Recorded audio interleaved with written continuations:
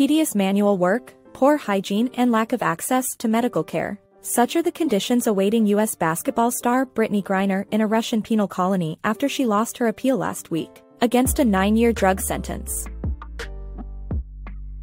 It's a world familiar to Maria Alyokhina, a member of the feminist art ensemble Pussy Riot, who spent almost 2 years as an inmate for her role in a 2012 punk protest in a Moscow cathedral against President Vladimir Putin.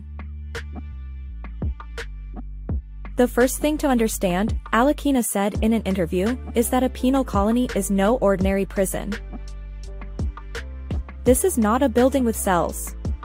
This looks like a strange village, like a gulag labor camp, she said, referring to the vast penal network set up by Soviet dictator Joseph Stalin to isolate and exterminate inmates. It actually is a labor camp because by law all the prisoners should work.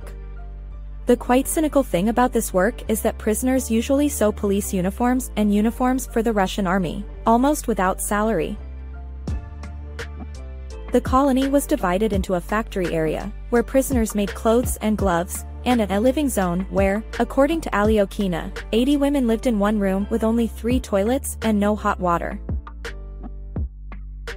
She was constantly filmed by prison guards, because I am a famous provocateur, she added. Yelena, a recent penal colony inmate, described a regime similar to that of Alyokhina a decade earlier.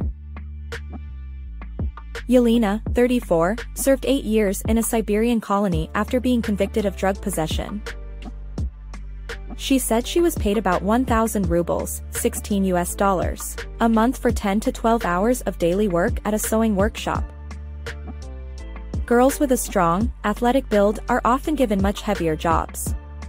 For example, they load sacks of flour for a prison bakery or unload mountains of coal, she said. Prisoners could face punishment for inexplicable offenses, such as placing a wristwatch on a bedside table. The ultimate sanction was solitary confinement, known as the Vatican. Just as the Vatican is a state within a state, solitary confinement is a prison within a prison, said Yelena. A gynecologist paid monthly visits to her colony, which held more than 800 women. You do the math, what are the chances of being the one to get through to a doctor?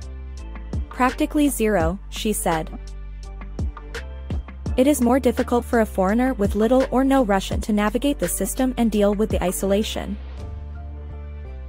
David Whalen said his brother had to work at least 8 hours a day, 6 days a week on simple tasks like sewing buttonholes, which led to repetitive strain injuries.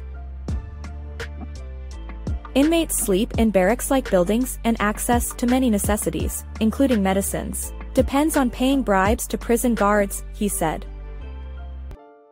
The conditions can greatly depend on the whims of the guards, the warden, or the elderly inmates. Paul appears to get through just day to day, to figure out what battles to fight and which battles not to fight. Use his military training, said David Whalen. His phone calls even to our parents are recorded. His letters were all translated before they went out. So you know that everything you do is being watched and you really have no sense of individuality. Alyokhina said receiving cards and letters from the outside world represents a rare glimmer of hope, and she urged people to support Griner in this way.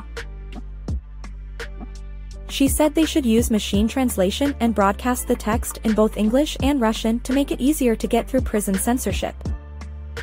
Do not leave someone alone with this system, she said. It's totally inhuman, it's a gulag, and when you feel yourself alone there, it's much easier to give up.